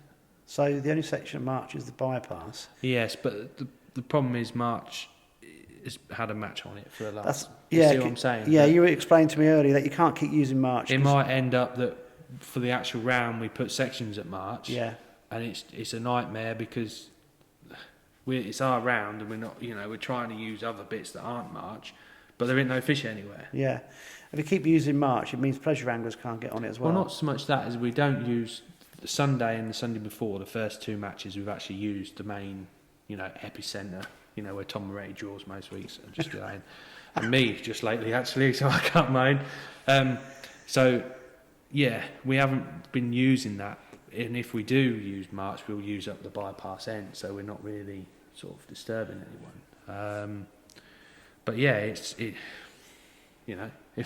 we had our way and we'd just go, well, we'll put every section at March, but the idea is to use these other venues. Yeah. So. Yeah, it's just. And the problem is, it's even with the 20-foot, it's going to be a proper banana skin. There's no other way around it. Well, if you don't draw next to the bridge, you're screwed. Well, could say that in a lot of places. Yeah. The only other venue that it's got a few fish in is the Carrot Wash. How that would fish now with a frost, I don't know. So that's maybe an option for an 8 pegs. But it's normally we're blessed with fish everywhere. Yeah. Normally this round we'd have 3 full sections at Factory Bank, all probably one with 12, 14 pound plus. You'd use the 20-foot for 2 or 3 sections, so that's half the battle. You'd use the best sections at Benwick. And then you could have had the Ramsay Narrows. You can't get bite there. Whittlesea Dyke. There's an odd fish there, but it's absolutely tap water, gin clear. Yeah. Of course, the Nene on Saturday, I could see all the way across. Yeah. But I could see the bottom all the way across. Yeah. And it was down. Not this Tuesday. The Tuesday before, I spent a whole day driving around all the venues, looking at venues. I went to, along the 20-foot march, there was a load of fish at Chain. Not a load, a few fish at Chain. An absolute boatload of fish at the footbridge. But with it being cold, they've gone probably even tighter as well. Yeah. So I drove from there all the way to Beggars Bridge, because that's another hot spot on the 20-foot. And I stood there for 10 minutes and I see a couple of small fish top. But again, you wouldn't get 8 pegs there. No. So then I drove through into Whittlesea, parked at the Ashline Sluice, walked above on what we call the Bdaa there. Now that's a venue that people say, oh, it's fishing well, but when you put match on it, it's as peggy as anyway. You get blanks and all sorts. It's just a strange venue. It's nice fishing when you're on them because it's like fishing marsh. Do you know what I mean? It's like canal type fishing. So then I walked below the lock, walked all the way through where the disabled platforms are. You could see the bottom all the way across, and I mean all the way across. Absolute perfect platforms, but there's no fish to catch. Walked through the bridge and went round, and just in the bends near where the outfall is, there was an odd little fish topping, but again it was absolutely gin clear. Yeah. From there I drove to Raveley. That looked awful. It didn't look like you'd probably catch a few microfish near the bridge. And what has happened to Raveley Drain? I don't know. What's happened to all the drains this year? Raveley Drain used to be 10, 15 years ago. You don't even hear pike anglers catching there anymore, do you? It's not devoid. And then from then I went obviously St Mary's. That's got a few fish, but that's sort of the Ramsay Stretch State Club stretch. And then I went down Factory Bank. That looked horrific. No banks hadn't been cut. Just didn't look fishy at all. There was workmen everywhere, and I didn't look very good. So I thought I'll go and see the Tuesday club at Ramsay Narrows, and I think 5 micro perch was winning the match. So unless someone's got a master plan of a venue that is full of fish, then please let me know, because there has to be. There ain't any. A lot of fish hanging out of the. They can't have moved in yet. Therefore, there must be. There has to be, Alex, because when I went down the old course, the new My Life Scope, I told you, didn't I? Yeah. And the results the last 2 weeks since have mirrored what I saw exactly. There are pockets of fish, and there's nothing, and they're just pockets. But there aren't huge pockets of fish. It's not like the motherload. And I was surprised how. I think, particularly behind the library, I'm thinking, there's not much here. Well, we'll come to that section in a bit, but So these fish haven't obviously moved into their normal quarters. If you think the last 2 or 3 years, it was by end of October, there was, and I just think I think the rain is the biggest player here. We need rain, yeah. Because we normally get quite wet, mild autumns, yeah. And I think that as soon as it starts running off, the fish have this urge to migrate to these areas. I mean, if you take a normal Fenland drain, the fish migrate upstream away from the gates because you get saltwater incursion through the fields near. So if you've got a drain that runs off tidal River Nene or tidal ooze, the fish will always migrate well away from the entrance or the area near where it goes into the tidal part, because I think, and I'm not saying I'm right, but I think the soil gets saturated with saltwater. It must do. It must leach into other water courses. Yeah. And I think the fish know this through fish knowing things. And I think once that water comes through, they all start to push into safer areas. And it must be the same with all these drains, because every single drain has done the same thing. Nothing seems to have migrated to its normal winter quarters yet. No, it's very strange, isn't it? So I think we need a bit of rain. We need a lot of rain. We don't want a lot of rain, but we need a lot of rain just to flush through the drains. And I think January, February could be absolutely amazing on some of these places. Could be, or it could be absolutely awful. Well, they don't move. They could hold up. Negativity and all that. They could hold up somewhere different. We haven't mentioned Gav, right? I'll mention him, Gav, but. Yeah, I noticed his team were 1 short this Sunday. I don't know if that was him not turning up because he'd had his booster jab or something. I'm not sure, really. Maybe he was holidaying again in Coldham. I think he's moved out, so... Yeah. He's moved to suburbia. Yeah. But anyway, that's, in my experience of pike fishing, because obviously the pike want to do two things: eat, and then reproduce. They normally you'd go to these bridges or the typical Raveley factory bank where all the bait fish are, it'd be full of pike. So where are the pike? Well, most of the pike have been taken, but that's another story. Yeah. But no, so if you're a noddy pike angler, you sit next to a bridge, right?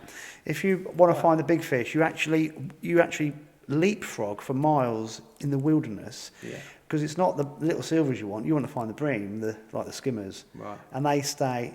Well, they go to different areas. So that's what you need. That's where the bigger pike will be. And historically, you could leapfrog, and where you started bumping into bigger fish, then first thing in the morning you start to see bream roll, you'd notice there's ecosystems kicking off.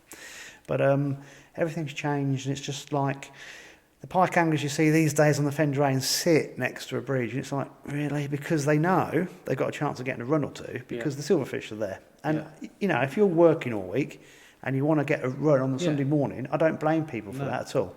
But it's not the way to catch something special, because they're not hanging around there really. They're doing odd situations, but no, if you want bigger fish, you've got to get off the beaten path. Big pike thrive on neglect. That's what happens. Everything thrives on neglect. It does, yeah. But it does sound like all these silvers haven't really moved into their winter quarters on most of these drains, which is... it'll be interesting to see what happens as... If we get another... Because last night was a proper frost, wasn't it? That was the first... We've had 2 or 3 about 2 weeks ago. That's the first one that's been real hard. If we can get 3 or 4 hard frosts and then get 2 weeks of mild, wet rain, then over the next month it should pick up, immeasurably, because it should make the fish really push in. So March opens after Christmas. If the weather sort of plays ball, could be really good. Anyway, shall we crack on with what happened yesterday? Yeah. First of all, you've told me this before, but I forgot. Right. So you're in charge of Daiwa Tackle Bates. Yeah. Explain to me again how I can't remember how every angler knows where they've drawn. What is the procedure? So for your team, do you get given an envelope with people's names on and a peg? So when COVID was on, the section draw was done on a Friday night. But obviously COVID's gone, but coming back again. So a normal standard match is you have a team sheet, fill the names in whatever order you want them. Do the team captain fills that in? Yeah. Is the order important? Well, Or is it random? There's all. Some people look at it a different way. Like you might want to put certain anglers next to certain anglers, or there's always a what there's a you theory. feel. Yeah, a bit of a theory. Or if we say we draw there, I think those anglers would be suited in those sections and different bits and bobs. So do you assign an angler to a section? No, so it's random. So you're not going to know anyway? No, you don't know. Right, okay. But you can sort of hedge your bets, or I don't know. Yeah. So you fill out your team sheet. Yeah. And then you hand it in. And then we give the money in to Caroline. She goes, thank you. Then Mike Kirby organises the league. So he has first things first, he has 7 cubes, 1 to 8. Yeah. Put your hand in your bag, number 4. That means you're 4th in the queue to draw. Hold on a minute. Are you all there then? Are all team captains? No, this is before. So before that, so when you pay your money, whoever pays the money in first has first dibs on and you get a number order. So if I put my hand in the bag and I get 8, we're the last person to draw. Okay, got you. Yeah? So it doesn't, if you pay your money first, doesn't mean you get first pick. Wait till everyone pays in. Everyone's paid and you draw that, right? So I put my hand in, number 6. So I'm 6th to draw. So there's obviously 8 envelopes with 8 sets of pegs in. Got you. Yeah? Then you do your section draw, which is obviously you put all the names on the sheet, Alex Bates, blah, blah, blah, all the way down to the 10th angler. Yeah. Yeah? Then he has another bag with A, B, C, D, E, F, G, H, J and K. Yeah? Yeah. In a thing. So you put your hand in the bag and I pull out C. So whoever's at the top of the list is on C. So it goes C, D, E, F, G, H, J, K, A, B. Do you see what I mean? Does that C go back in the bag or does it stay out of the bag? No, that goes back in the bag. So that bit doesn't matter for the rest of the team. It doesn't matter. Right. Then that's it. Thanks, Mike. Thank you. Does he check that you then fill out your sheet with C, D, E, F, G? Yeah, well, he'll fill it in for you. Then he gives you that. Yeah. And then you get your envelope with your pegs in. Not yet. Right, okay. So then, obviously, once all the money's in, all the team captains have paid all the money, then they do the draw. So Tom Moretti's drawn 1, so he goes in the bag, his first pick. So he goes, I want that envelope, I want that one. So he picks that one, and it's got all the numbers like that, and then Mike just fills it all in. So he's got A1, BA. All right. So so someone from one team. Just one person picks the envelope. Is it the team who picks first because they got number 1 off that first? Yes. They pick this envelope, yeah. And in that envelope, does it just say section A, peg 7, yes. section B, peg 1? Yeah. And then you have to assign... Yeah, well, you've got your sections because obviously you've picked it. I got you. So start A, B, C, and then that's your draw. Right. So it's completely random. Yeah. So the match organisers have to make sure in these envelopes... Yeah. And there's 10 anglers in a team. Yeah. And how many? There's 8 or 9 teams now. 8. So they need 8 envelopes with a peg from each section, and they have to double check there's never any duplication. Yeah. Well, it's all done on a computer, I think. There's a software package that does it. Yeah, I think so. Yeah. And is it like just a sheet? And he has different peg sequences as well. So there's 8 peg sequences, and then. I think it's whoever's first to draw just picks a peg sequence. Got you. Yeah. And that's how it works. So it's completely random. Yeah, it is, isn't it? Yeah. God, can you imagine if they ever get it wrong and there's a duplicate of... Yeah. That sounds... I think on our team sheet this week, we've got John Ray filled it in, and we've got John Price named down twice. It should have been Jimmy, but that was all sorted before we obviously done the draw. Yeah. So so the organiser checks every team sheet is correct. Do they duplicate it? Yeah. So you've got back to back. So you've got like a sheet there and another sheet there. So he tears it off. He keeps one, and we have the other. Yeah. So you go and tell you guys where they are. Yeah, we just picture it, put it on the chat, and then everyone knows where they're going. So okay. So do you? I take it you do it for Daiwa Tackle Bates. Not always, because I'm dishing bait out. So normally it's Ray. So Ray will go. Does he get? Is that so?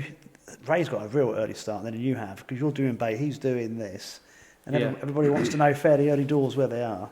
Yeah. Well, you know what section you're in before the actual draw.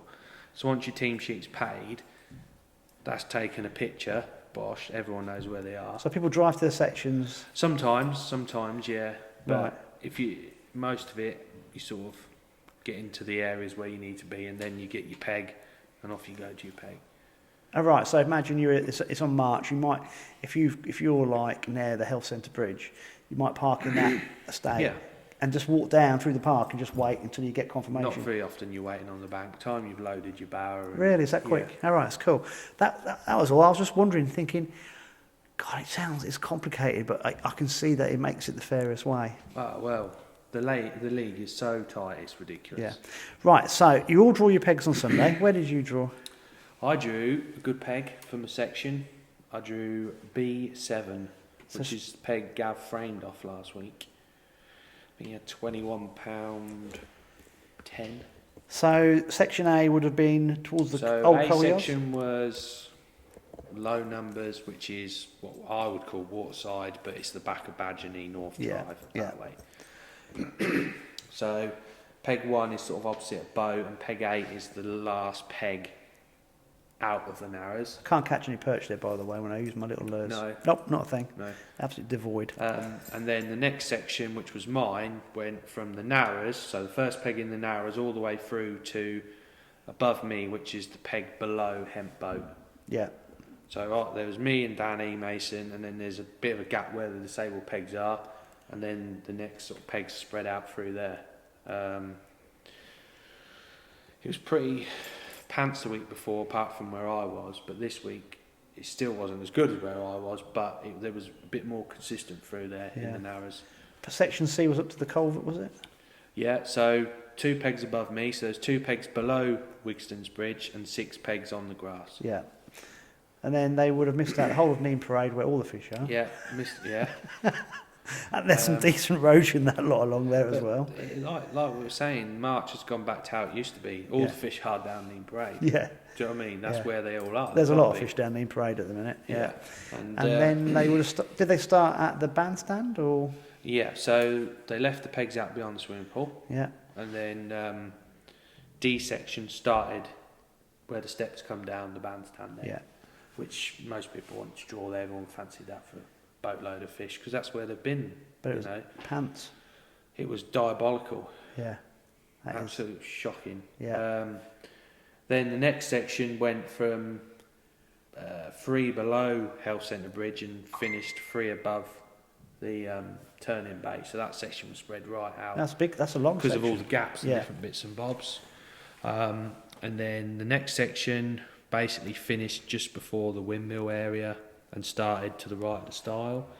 And the next section, which was H, started a couple of pegs on the windmill and the good peg with a bit of room through to the Willers and finished just at the Scout Hut. Then G section basically was from the Scout Hut to the turning bay. And then there was 2 pegs to the right of the turning bay and 6 below in J section, and then K section was from the big gap up to the bypass bridge. Right, cool. So without going into like hours and hours of detail, because you could with this, which were the better sections on the match yesterday? I think, well, the best section for weights was C, and obviously the end of B section. Right. For better weights. The match winner was from the Culvert Peg. Yep. The famous Culvert Peg. Jonathan Coote drew that. Brandon Hot Rods. He had £19.1, which was just 90 roach. Yeah. That is bigger like... roach. Yeah. They're big roach. Yeah. Where are all the 1 and 2 ounce roach? And where are those little skimmers? Well, there was hardly a skimmer caught, which I can understand. It's bloody freezing, that's why. So he won it with £19. Then teammate Steve Welford drew the peg that I had last week on the boat. He had £18 roach, all decent stamp fish again. Third was Danny Mason, £15.5. He sat next to me on my left, and I was 4th with £15 dead. And then last in was Colin Oakman. He was just past the Scout Hut area and he's had £13. So quite low weights for March, very low weights for March. But before we talk about what happened to you, because what happened to you was quite interesting in your match. Yeah. Do you think these roach are actually resident roach that you've been catching the last 3 or 4 years and they've just got bigger? I believe the roach that we are catching are the roach that live there all year round. Yeah, 100%. Yeah. And they're in little pockets. Yeah, they're in little pockets. Something's moving them. There's areas, I think, that it's just devoid of fish, and all you can catch is perch or an odd big skimmer. Where are those pound skimmers, half-pound skimmers, where pommies? There wasn't the pommies. I don't think there's one been caught. Where are the rudd? It's mad, isn't it? Yeah.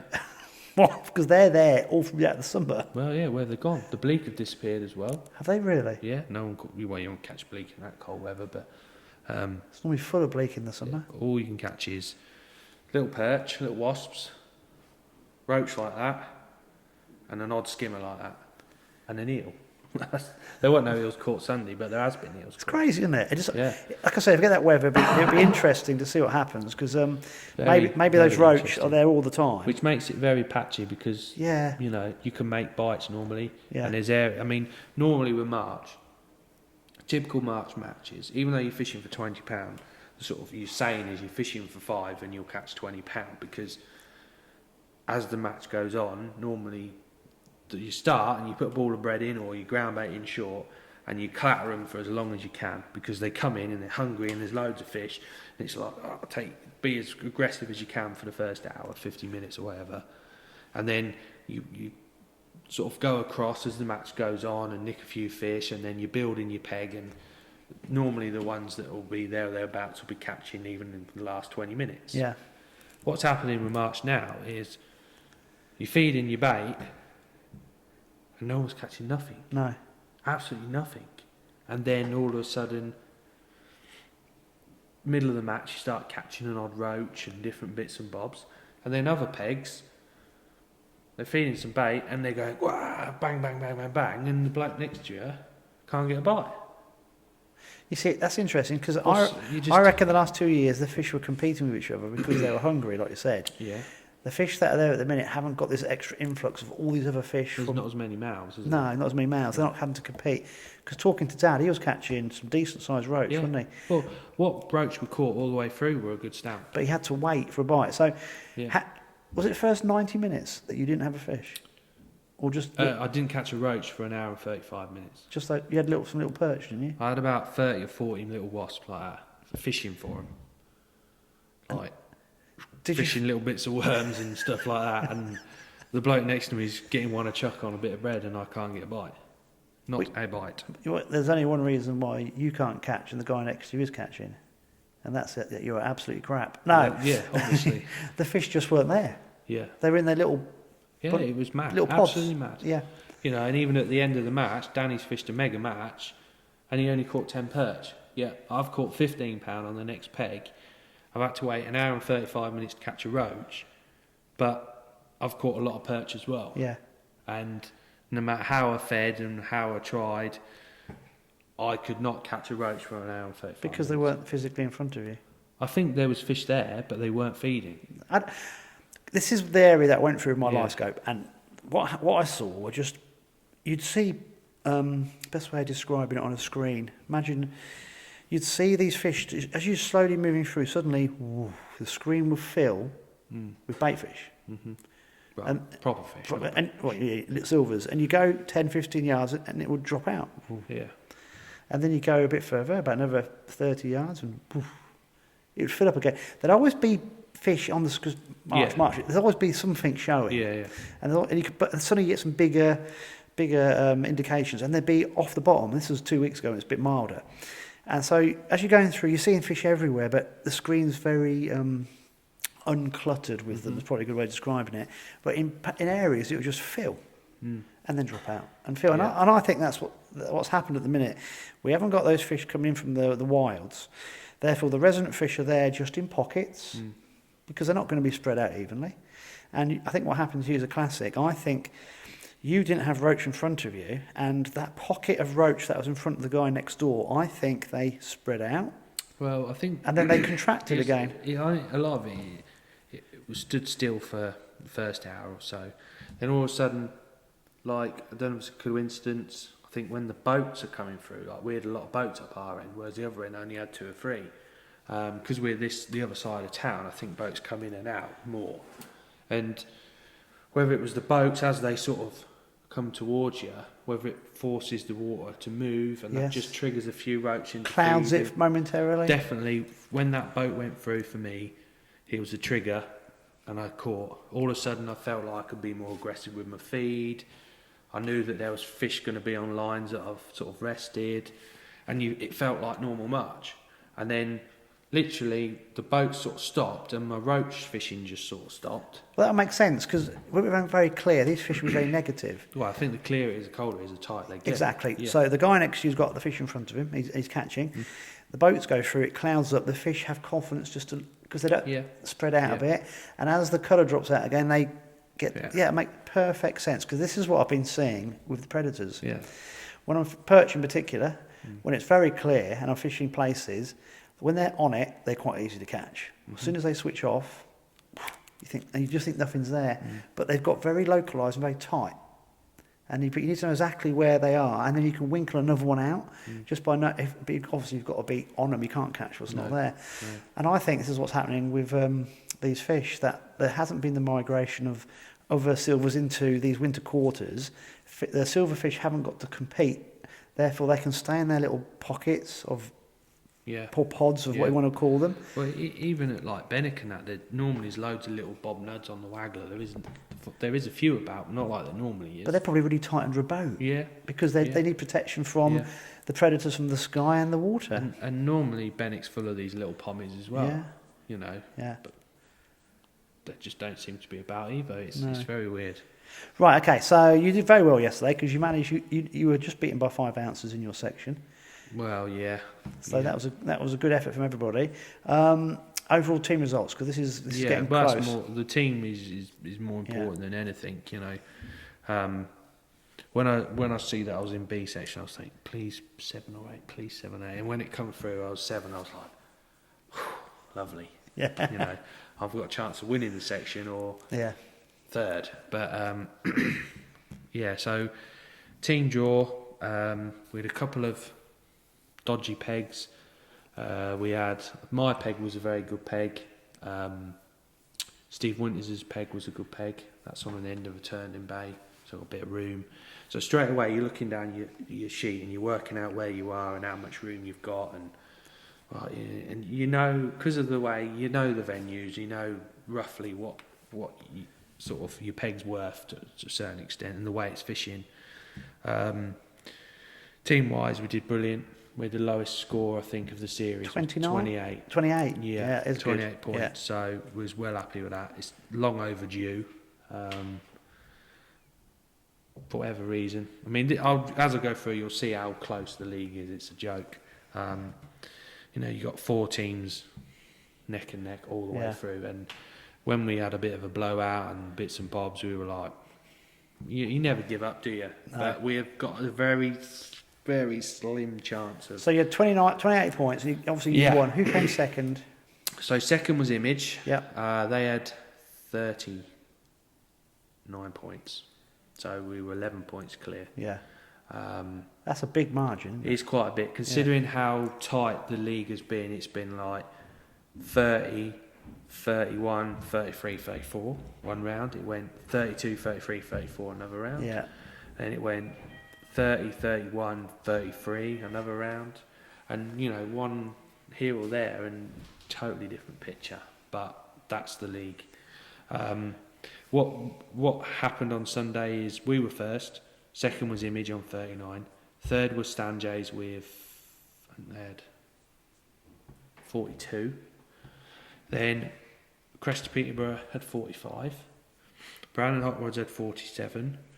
And then Mark 1 White had 49. And then Mark 1 Black fished a blinder, really. They had 51 points, and they had one of the anglers not turn up. So they get a default 9? I think it's 10 actually. We was just discussing this upstairs, and it seems a bit harsh, but that's the rule. If you can't fulfil your thing, you get an extra point, because if someone blanks, they get 9, but they've actually sat there all day. Yes. So that's why they have it, I think. Yeah, it makes the sense. Extra point. Yeah. It's a bit harsh, but it's the only way of doing it. Yeah. So, you know, could perhaps have had a bit of luck there, but then anglers have been either side of the empty peg, so it wasn't just Mark 1 Black. Stanley Silver were one angler down as well. So we've always said it, bigger gaps make bigger differences. Yeah. So I think if you look at the anglers that have been next to the non-anglers, I think makes a big difference as well. That makes sense. Yeah. Right, so that was... So the league overall now, we're still fourth. Hot Rods and Stands are tied at the top on 12. Image is the third with 13, and we've got 15. So we need a miracle. We need a miracle. We were talking about this earlier. You've got to win it. Yeah. So you end up with 16. Yeah. And then you need... Hot Rods and Stands to come second, I think. That's the team who are joint first at the minute. And then we need Image third. or one of the other teams, Peterborough, Mark 1 White, Mark 1 Black, propping up there as well. But it's all irrelevant. We've got to win. If we don't win, it's game over. But also, from what you said about where So cumulative points. So this is how tight the league is. Total points through the whole thing. So we are actually leading it. We've got the lowest accumulative score with 176. Right. Hot Rods have got 177. Image have got 179. And Stanjays have got 181. That's mad. That's after 5 rounds. Yeah. 10 anglers every round. That's crazy. It is. Yeah. Absolutely. So you need to win this next one and then come equal second on 16 points with another team, and you'll have lowest accumulative points, and you'll go through. Yeah, but we were lucky. Not last year, obviously, the league didn't get finished, but the season before, it all come down to that again. It did. I remember. It was a point between. It was the first 4 teams, year we did 3 teams. First year we did the podcast, wasn't it? So we might be lucky again if we win. Who knows? But what I was going to say, from how you've explained how the sections are probably going to be, they're going to be pepper potted all over the place on bits of drains. Well, yeah, I can. But also, what will end up happening is, this is what is frustrating, is we're proposing all these venues to try, but when it comes to the actual round, we'll just end up having more sections at Benwick and probably 2 or 3 sections at March. And it's, do you see what I'm saying? Yeah. So it's like just mad, really. But basically, if you're in the lap of the gods, I mean, it's not lap of the gods. You're in the hands of a computer software package that can possibly give you a very good draw, because if you get the right numbers coming out with the right permutations, it could happen. But, and you still got fish, mate. I know, but you've got to be in the right places to catch them. Yeah, but wow, it's So we'll find out in 2 weeks' time what's actually occurred. So that'll be interesting. So next week is the practice round again, but where's it going to be? Well, this is what we're saying. At the minute, it's all over the place. 3 sections at 20 foot, 4 at Benwick. We've got to see how many book in first, to see what I mean. Normally, like March, if it's an open match, there's people trying to get booked in because it's March. So the 80 pegs, each team's sort of limited to 10, and then as some teams only have 8, then 2 or 3 more from each team to generate 80 pegs. March is normally a sellout. The start of the league, it's like everyone's keen, and that's a sellout. Whereas when it comes to the end, the weather's changing a little bit. A few teams, there's bits and bobs, and the numbers are dwindling. So we've got to see how many actually book in, and then make a decision on that. Do you see what I mean? Yeah. If say there's only 65 people book in for the match, then sort of hedging your bets, knowing which sections and bits and bobs, because of the way it's fishing at the minute, you'd perhaps take Factory Bank out, because knowing that March might be in next week, or thing is, we don't know.